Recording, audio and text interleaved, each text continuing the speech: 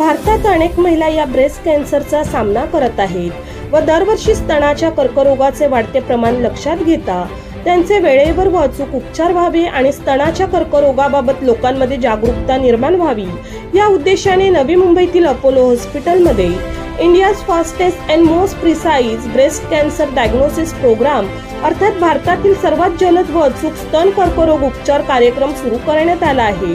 Apollo cancer सेंटरच्या माध्यमातून तज्ञ डॉक्टरांच्या सल्ल्याने जलद गतीने उपचार केले जाणार आहे। स्तनाचा कर्करोग असलेल्या महिलांचे वेळीच निदान करणे, त्यांना दिलासा देणे, लवकरात लवकर बरे करणे हे अपोलो हॉस्पिटलचे ध्येय आहे व आज त्याचेच लॉन्चिंग अपोलो हॉस्पिटलमध्ये करण्यात आले।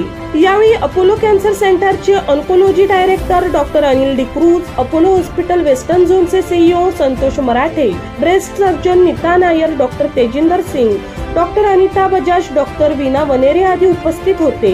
ही मोहीम महिलांना त्यांच्या आरोग्याबाबत जागरूक करणे व स्तनाच्या कर्करोगाविरुद्धच्या लढ्यासाठी समर्पित आहे। So I'll answer that question on behalf of the group. Cancer is something that we know, and especially breast cancer, is unfortunately not preventable. So if it's going to come, we want women to present early, so early detection allows us to cure the cancer. So the fear needs to be removed by the press to be able to say, come forward, get detected early, because cancer is curable if detected early. Choosing to avoid coming to the clinic because we're afraid it may be cancer is what the problem that we are facing today in our country, and which is why women present with late cancers, and that unfortunately then increases the risk of recurrence. So can we prevent breast cancer? Today unfortunately we are not at that stage, but we do secondary prevention, which is early detection. Ignorance. If you take the message that it is curable with the organ being saved, no woman would have fear. Fear is in cancer is caused by ignorance. आप लोगों का responsibility है that you have to, it's our responsibility as doctors that we should fight this fear and remove ignorance. Mammograms, I come across a lot of resistance where the women feel it is one, it is painful, second there is radiation involved. So painful, we have now the machines are so evolved, the pedals are softer, so it's a little discomfort, but it is not painful for sure. And second is the radiation is hardly anything. In fact, we get more radiation walking across the airports, and that there are enough radiation outside, the ultraviolet rays, and so once a year this much radiation, there is hardly any radiation. That is, it's pretty safe for actually that radiation to be harmful. You have to go through about more than 12,000 mammograms in your lifetime, which is not going to happen. So it is very safe, both pain wise and as regards to the radiation. तो हमारी hope जो है ये है कि fastest और precise diagnosis का मतलब होता है कि जब एक होता है, जैसे मैंने आपको बताया, पेशेंट्स जल्दी आएँ, वो होता है स्क्रीनिंग या अवेयरनेस। आपके रिपोर्ट्स के ज़रिए पेशेंट्स को ये पता चले कि ब्रेस्ट कैंसर कॉमन है, अर्ली ब्रेस्ट कैंसर से ट्रीटमेंट जब करते हैं तो क्योर पॉसिबल है, अर्ली ब्रेस्ट कैंसर में स्तन बचाया जा सकता है, तो उससे डरे नहीं, और अगर उन्हें कोई सिम्टम्स लगे तो जल्दी आए। दूसरा होता है कि जब आप हॉस्पिटल आते हैं तो आपकी डायग्नोसिस कितनी जल्दी हो पाए, ताकि आपको ये डर ना लगा रहे कि हर गांठ जो है कैंसर की गांठ है क्या। 10 में से 8 गांठ कुछ नहीं होंगे, पर बिना टेस्ट के हमें ये पता नहीं चलता है। तो जब तक हमें टेस्ट नहीं पता चलते हैं, डर लगा रहता है। तो यही बात है कि फास्टेस्ट और प्रिसाइज डायग्नोसिस से आपको विदिन 24 आवर्स, एक दिन के अंदर ये डायग्नोसिस पता चलती है कि आपका क्लिनिकल एग्जामिनेशन होता है, आपकी इमेजिंग होती है, मैमोग्राम या अल्ट्रासाउंड, और अगर ज़रूरी पड़े तो बायोप्सी होती है, और बायोप्सी का रिपोर्ट से हमें पता चलता है कि ये किस तरीके की गांठ है।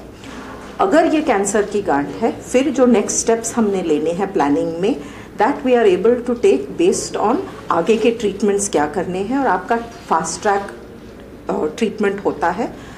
इससे सबसे बड़ी बात ये है, एक अर्ली डिटेक्शन, दूसरा early precise planning and treatment. सबसे जैसे हम लोग आंकड़ेवारी भी देखते हैं, every 4 minute there is one woman who is detected of a breast cancer in the overall continent, and every 8 minutes there is unfortunately a lady who loses her life because of breast cancer. So obviously there is a lot of community drive which we are getting into. Self breast examination is one of the activity which we encourage very, very strongly for all women community in terms of this thing. And obviously there will be a lot of awareness session. We also run parallelly what is known as patient support group activity, जहाँ पे patient जिनके already surgery हो चुकी है या treatment हो चुकी है, वो जब एक दूसरे से बात करते हैं to share about their experiences, their overall thing, because apart from the disease of cancer, there is a whole lot of psychological help also which is needed for the patient and their families. So we look at it as a comprehensive approach, not in isolation, but screening program is something which we are encouraging very strongly so that more and more people avail of this benefit in terms of the overall. आपने जैसे वो discipline जैसे doctor साहब ने एक दो भी बताया था, I think we should make it a point, link it with your birthdays और take that point off in terms of this thing. Unfortunately हम लोग जो देखते हैं, ladies in particular are always givers in our society. हमेशा उनको त्याग मूर्ति जो बताते हैं हम लोग, तो कभी तो भी उन लोग ने पॉज करके इंडिविजुअल देख के खुद के लिए भी थोड़ा टाइम निकालना चाहिए. And that's our ask. We are saying one day in a year it's something which they should encourage to take care of their own health, because if they are healthy then the family will be healthy. That's the way we need to look at from a woman point of view. Screening simple जो guideline है 45 से 74 के as के बीच में हर 2 साल में एक mammography minimum recommendation होती है. उसके साथ आप क्लिनिकल ब्रेस्ट एग्जामिनेशन हर साल करा सकते हैं, यानी आप अपने डॉक्टर के पास जाएं जो जांच करते हैं. और तीसरा होता है सेल्फ ब्रेस्ट एग्जामिनेशन जो आप मंथली खुद पे करते हैं. अगर आपके अभी भी महीने आ रहे हैं, पीरियड्स चल रहे हैं, तो 7वें और 10वें दिन के बीच में अपने आप को जांच करें. अगर आपके पीरियड्स बंद हो गए हैं तो महीने के एक दिन हर महीने उसी दिन पे आप अपने आप को जांच करें. ये रूटीन पॉपुलेशन स्क्रीनिंग गाइडलाइंस होते हैं. नेशनल प्रोग्राम्स हमारे कंट्री में अभी तक इम्प्लीमेंट नहीं हुए हैं. वो धीरे धीरे जैसे बर्डन ऑफ कैंसर बढ़ता है, ICMR गाइडलाइंस के तहत वो इम्प्लीमेंट होंगे. बट जो मैंने आपको कोट करे हैं वो इंटरनेशनल गाइडलाइंस हैं जो अभी तक स्टैंडर्ड गाइडलाइंस जिसे हम कहते हैं और हम करंटली अडॉप्ट करते हैं कंट्री में. तो लाइफस्टाइल और एक कैंसर जो है उसका इम्पैक्ट तो है. जैसे हमारे लाइफस्टाइल में हम उसको बोलते हैं कि मूवमेंट कम करना, जिसको बोलते हैं सीडेंटरी लाइफ, एक्सरसाइज कम करना, ये दोनों चीज़ें बहुत इम्पैक्ट करती हैं आपके ओबेसिटी को और हेल्थ को. और ये एक इम्यूनिटी का भी रीज़न रहता है. हमारे शरीर को इम्यूनिटी जो मिलता है वो हमारे लाइफस्टाइल से मिलता है. हम क्या खाते हैं, किस एनवायरनमेंट में रहते हैं, दोनों चीज़ इंपॉर्टेंट है. और इन दोनों का इम्पैक्ट ब्रेस्ट कैंसर में भी थोड़ा होता है. वो जैसे अगर हम कुछ कैंसर हमारे देश में अभी बढ़ रहे हैं, जैसे रेक्टल कैंसर जो होता था पहले इतना कॉमन नहीं होता था, अभी हम थोड़ा देखने को ज़्यादा मिलता है. क्योंकि रेक्टल कैंसर एक कैंसर है आपके फास्ट फूड से लिंक्ड है, थोड़ा कॉन्स्टिपेशन से लिंक्ड है. लाइफस्टाइल का ब्रेस्ट कैंसर में भी थोड़ा इम्पैक्ट है.